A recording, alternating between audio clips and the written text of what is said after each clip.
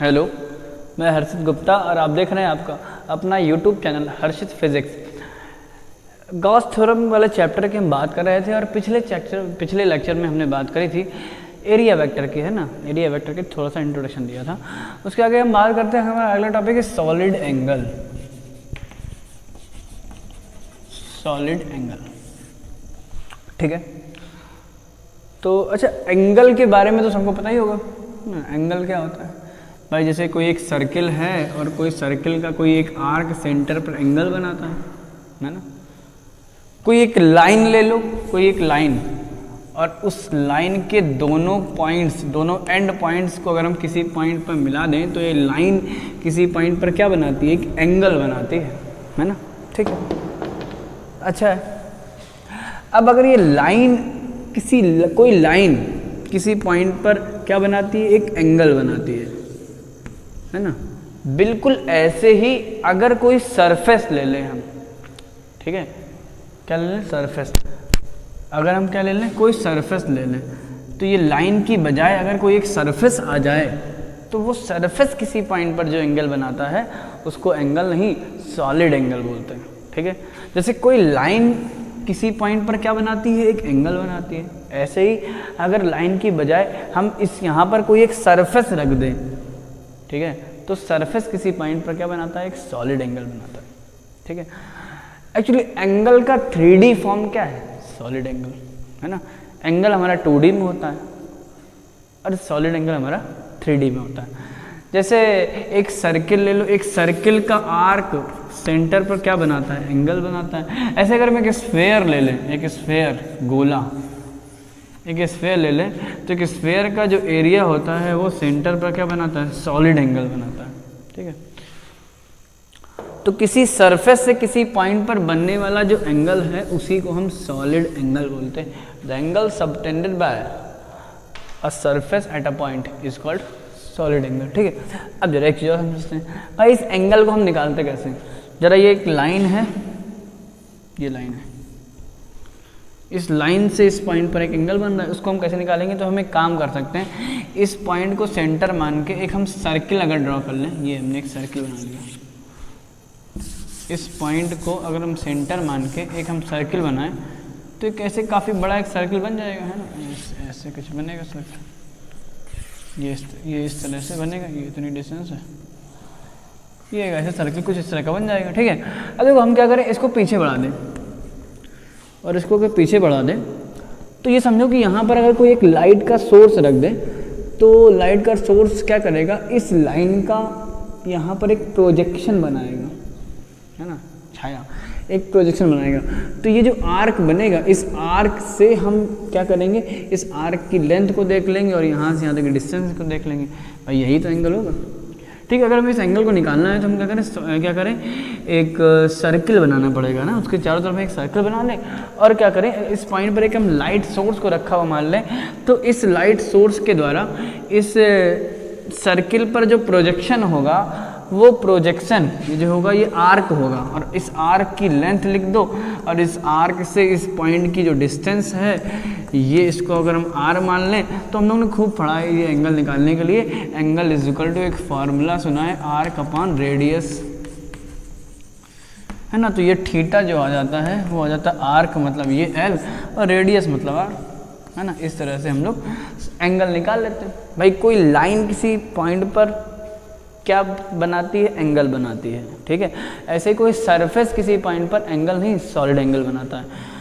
तो अगर इस लाइन से बनने वाला हम एंगल ही निकालना चाहें तो हम क्या करते हैं, इस लाइन को पीछे, यहाँ से इसको पीछे बढ़ाते हैं और इस पॉइंट को सेंटर मान के अगर हम एक सर्किल बना दें तो इस पॉइंट पर एक सोर्स रखा हुआ मान लें फिर, और फिर देखें कि इस सर्किल पर जो प्रोजेक्शन बनेगा, मतलब ये जो आर्क बनेगा, इस आर्क से हम इसको मिला देंगे ऐसे, तो ये एंगल निकलेगा। Angle is equal to arc upon radius, है ना। इस आर्क की लेंथ देख देंगे और ये रेडियस का मतलब इस आर्क से इस पॉइंट तक की डिस्टेंस देख लेंगे। ठीक है, अच्छा, बिल्कुल ऐसे ही हम बात करेंगे जरा सॉलिड एंगल की। ठीक है, जरा समझते हैं बात।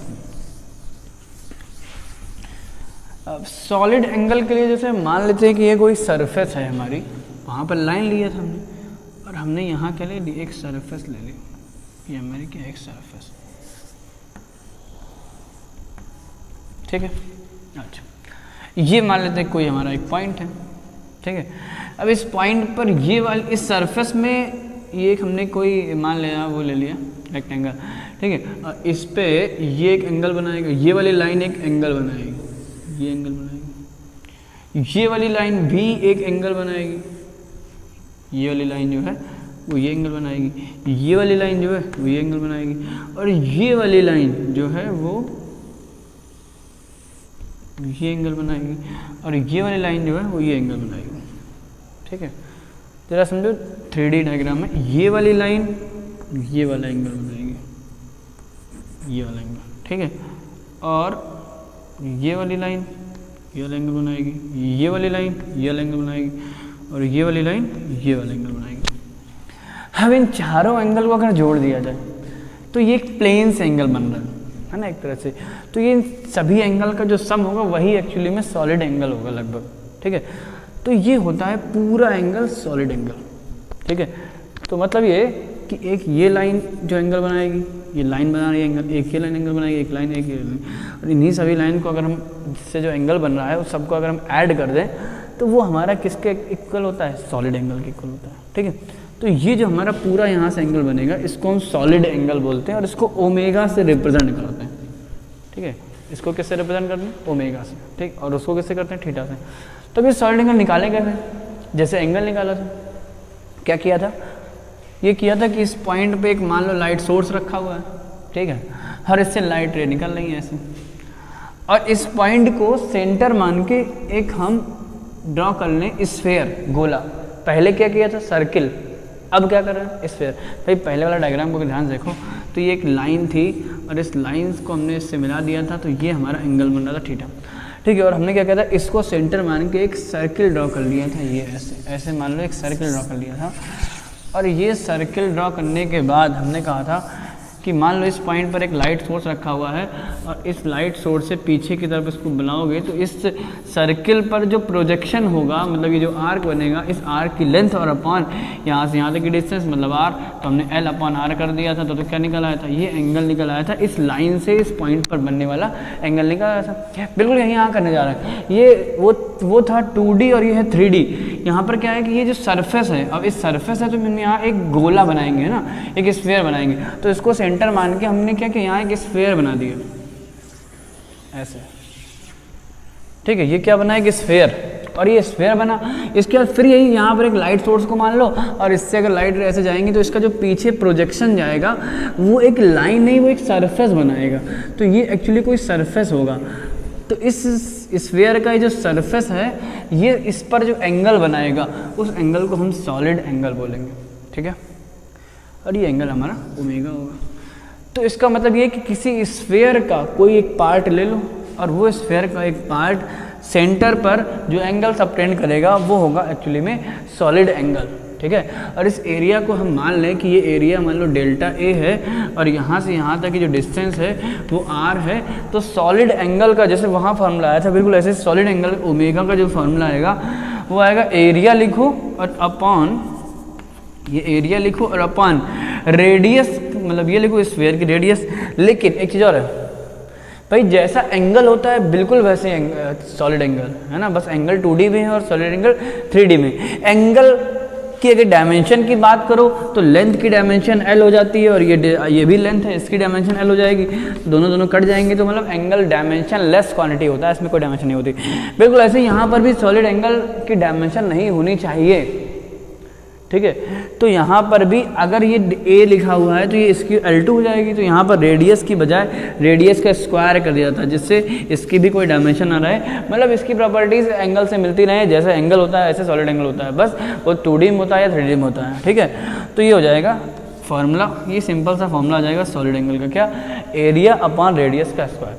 मतलब ये कि कोई स्फीयर, कोई गोला किसी स्फीयर के किसी पार्ट द्वारा सेंटर पर जो एंगल सबटेंड होता है उसी को हम क्या बोलते हैं, सॉलिड एंगल बोलते हैं। और सॉलिड एंगल का जो फार्मूला होता है वो delta A upon R square. Delta A क्या है, वो एरिया स्फीयर का, ठीक है। आर क्या है, उस स्फीयर की रेडियस है, ठीक। अच्छा ये हो गया। एक बात और है, जैसे एक इस जैसे मान लो एक सर्किल है, सर्किल का कोई एक आर्क होता है, कोई छोटा सा आर्क ले लिया, वो सेंटर पर एंगल बना रहा है। अगर हम पूरे सर्किल की बात करें, या पूरा सर्किल सेंटर पर कितना एंगल बनाएगा, तो फॉर कंप्लीट सर्किल की अगर बात करो तो L की जगह इसकी पूरी सरकमफेरेंस रखनी पड़ेगी, है ना। और सरकमफेरेंस कितनी होगी, L बराबर 2 पाई r होगा। तो अगर यहाँ तुम 2 पाई r रख दोगे तो आएगा 2 पाई r और अपॉन r, इससे कट जाएगा तो आएगा 2 पाई या बोले तो 360 डिग्री। ठीक है, 2 पाई या 360 डिग्री, तो 2 पाई इसको रेडियन लिखते हैं। ठीक है, 2 पाई रेडियन या फिर 360 डिग्री। बिल्कुल ऐसे ही यहाँ पर अगर देखें, यहाँ पर अगर हम पूरे कंप्लीट स्फेयर की बात करें, ठीक है, बिल्कुल ऐसे यहाँ बात कर रहे हैं, फॉर द कंप्लीट स्फेयर, जैसे वहाँ पर सर्किल था, यहाँ स्फेयर है। कंप्लीट स्फेयर के लिए बताओ डेल्टा एरिया कितना हो जाएगा, एरिया ऑफ स्फेयर होता है 4 पाई r स्क्वायर, तो इसकी जगह हम 4 पाई r स्क्वायर रख देंगे, तो ओमेगा बराबर देखो आएगा 4 पाई r square upon r square, इससे कट जाएगा तो ओमेगा बराबर आएगा 4 पाई, ठीक, या फिर इसको 720 डिग्री बोलते हैं। ठीक है, जैसे यहाँ पर एंगल की यूनिट होती है रेडियन, ठीक है, बिल्कुल ऐसे ही सॉलिड एंगल की जो यूनिट होती है इसको बोलते हैं स्टे रेडियन, SR से लिखते हैं। ठीक है, जैसे रेडियन को शॉर्ट में RAD लिखते हैं, ऐसे ही सॉलिड एंगल को लिखते हैं SR, स्टे रेडियन। ठीक है, तो एंगल की यूनिट रेडियन होती है, बिल्कुल ऐसे ही सॉलिड एंगल की जो यूनिट होती है वो स्टे रेडियन होती है। एक पूरे सर्किल के लिए एंगल 360 डिग्री होता है, बिल्कुल ऐसे ही एक पूरे स्फीयर के लिए सॉलिड एंगल जो होता है वो 720 डिग्री होता है। ठीक है, या फिर 4 पाई स्टे रेडियन होता है। ठीक है, और यहाँ पर या फिर 2 पाई रेडियन होता है। ठीक है, तो ये हो गया। तो बिल्कुल एंगल से मिलता जुलता छोटा सा कॉन्सेप्ट है सॉलिड एंगल का। ठीक है, तो सॉलिड एंगल का हमें याद रखना है कि फार्मूला क्या होता है और एक पूरे स्फीयर के लिए सॉलिड एंगल कितना होता है। सॉलिड एंगल का सिंपल सा फार्मूला है ओमेगा बराबर delta A upon r square, मतलब किसी स्फीयर के किसी पार्ट द्वारा सेंटर पर जो एंगल सबटेंड होता है उसी को सॉलिड एंगल बोलते हैं। ठीक है, अच्छा अब एक चीज़ और देखते हैं, अब थोड़ा सा और देखते हैं। ये मान लो एक स्फीयर है, ठीक है, और ये स्फीयर का हमने एक पार्ट लिया, वो भी डेल्टा A, ठीक है, डेल्टा A एरिया ले लिया, और ये क्या कर रहा है, एंगल बना रहा है, कितने, ओमेगा, इसी को क्या बोलते हैं, सॉलिड एंगल। ठीक है, और ये डिस्टेंस जो है वो r है। ठीक, अच्छा ये एरिया लिया ना, और एरिया में अभी बताया कि एरिया एक वेक्टर होता है, तो इसकी अगर डायरेक्शन की बात करोगे तो इसकी डायरेक्शन यही तो होगी, ये होगी एरिया वेक्टर डायरेक्शन। ठीक है, तो यहाँ पर एरिया वेक्टर की डायरेक्शन जो है वो ये है। अब अगर कोई कहे कि ये सरफेस ऐसे ना हो कि मान लो हम इसको डालो, मान लो ये पूरा स्फीयर नहीं है, ठीक है, मान लेते इतना पार्ट है, और ये इतना पार्ट जो है वो ऐसे ना हो कि ऐसे किसी एंगल पर घूम जाए, मतलब कुछ ऐसी पोजीशन, ये देखो ऐसे हो जाए, ये पोजीशन। ठीक है, ये जो है अभी ये जो इस सरफेस को अगर हम थीटा एंगल रोटेट करा दें, ये जो एंगल है वो थीटा है। अगर ये सरफेस किसी पॉइंट पर एंगल बना रही है, ठीक है, वो सरफेस क्या होगी, उस पॉइंट से मिलाने वाली लाइन है उसके भी नॉर्मल है। ठीक, और अगर वो थीटा के एंगल घूम जाए तो क्या होगा, अगर वो थीटा एंगल घूम जाएगी तो इसका जो एरिया वेक्टर है ना वो भी थीटा एंगल घूम जाएगा, है ना। तो इसका एरिया वेक्टर, जैसे मान लो ये पहले एरिया वेक्टर ये था, अब जो ये वाली सरफेस बन जाएगी उसके लिए एरिया वेक्टर ये हो जाएगा। ठीक है, तो उसके लिए एरिया वेक्टर ये जाएगा, और ये आएगा कितना, देखो ये एंगल थीटा हो जाएगा। अगर कोई सरफेस थीटा एंगल घूम गई तो उस पर जो नॉर्मल खींचेगा, मतलब एरिया वेक्टर की डायरेक्शन जो होगी वो भी थीटा एंगल घूम जाएगी। तो अगर ये ए वेक्टर है तो इसका ये वाला कंपोनेंट कोई पूछे तो ये हो जाएगा a cos थीटा।